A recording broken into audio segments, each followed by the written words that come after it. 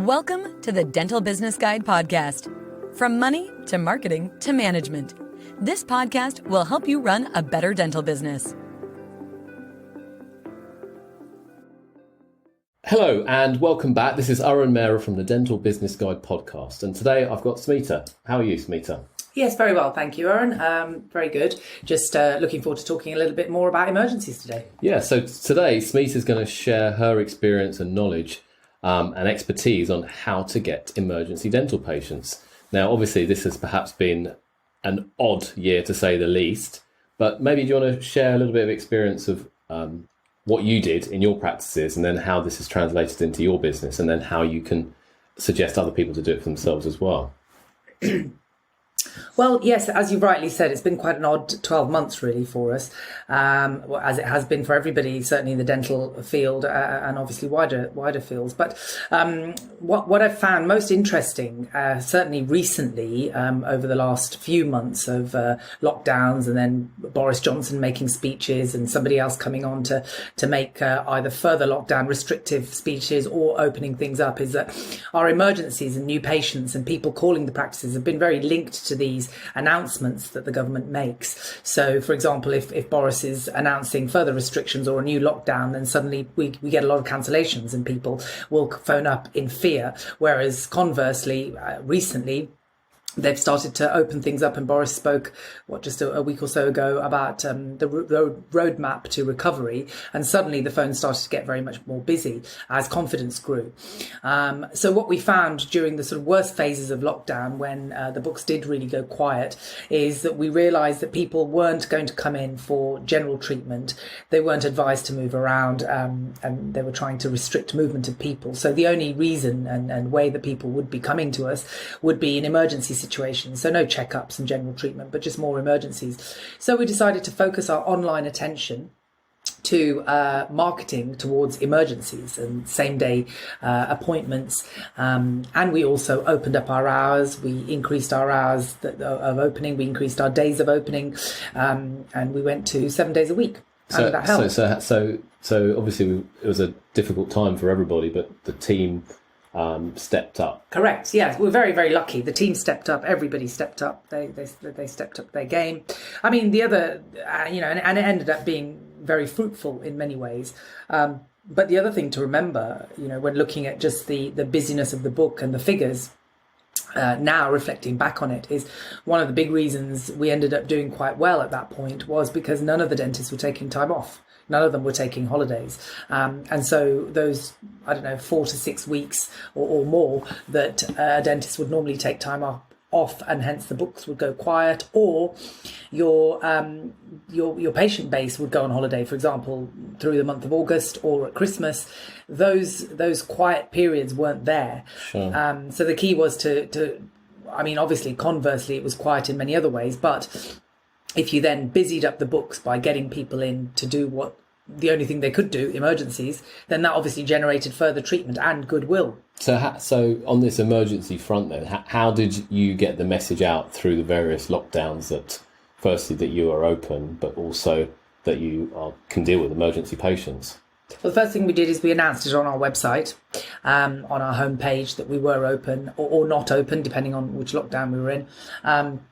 We also made sure that we had regular social media updates, whether it be Facebook or Instagram, going out, reaching out to our patient base and beyond. We had simple things outside the door. We had a blackboard out which notified you of what our current status was. And we also emailed our patient base just to let them know whether we were closing down or opening up, etc. So there were various modes of communication that we used. Okay, but then obviously that's to your existing patient base. What about attracting new patients? How did you go about doing that? That was mostly based on website and pay-per-click marketing, and just notifying patients or notifying the wider public through our homepage on the website. Sure. That's the predominant way. And if I'm right in saying that we one of the team was fully solid in creating content around emergency care, content around COVID, what to do in the instance of COVID, and therefore when people were searching for that type of seeing a dentist during COVID, the page is ranked organically very, very well. Okay. Yeah, absolutely. I mean, we had a couple of people, and one certainly was working full time on just creating new and interesting and relevant content, even during the first lockdown nearly a year ago now.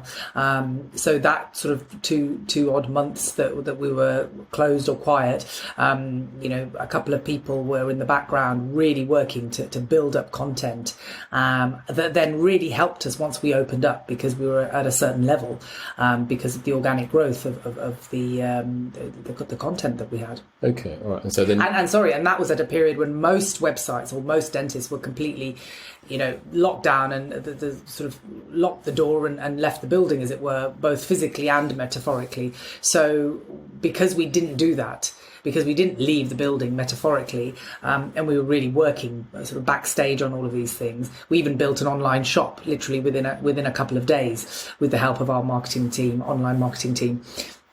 And that, carried on with, it held some traction with emergencies that were coming in. I would direct them to the shop, and they would purchase emergency kits and temporary filling kits, etc. from there. That wasn't a huge amount of business in terms of revenue, but it was just, we were keeping things going online and keeping our methods of communication going. And the phone calls, I was answering the phone calls throughout the first lockdown, almost 24 hours a day. So there was open lines of communication at all times.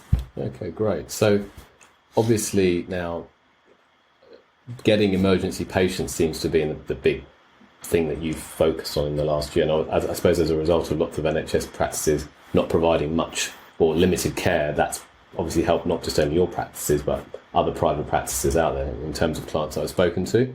So now, what for those people who haven't targeted emergency patients in the last 12 months, what do you think the benefits are to your business?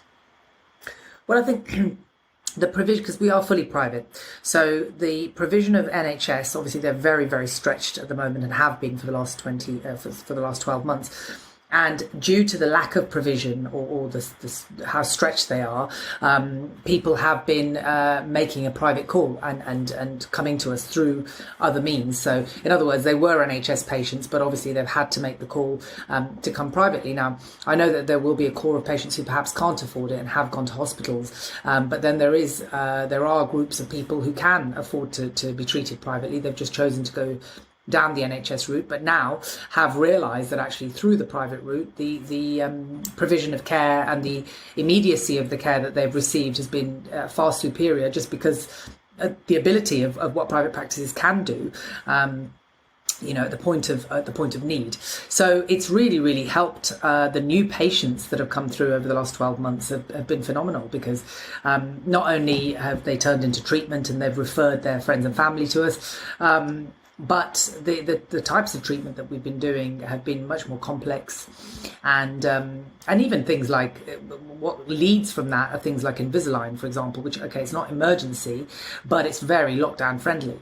So that's been doing very, very well as well. So yeah, for us, it's been actually it's turned out to work well so far.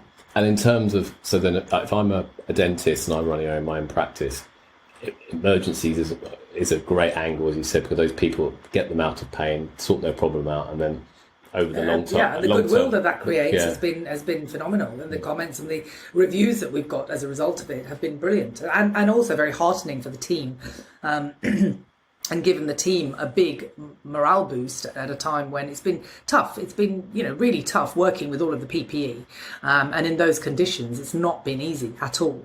But to be fair, if your team steps up, then you have everything.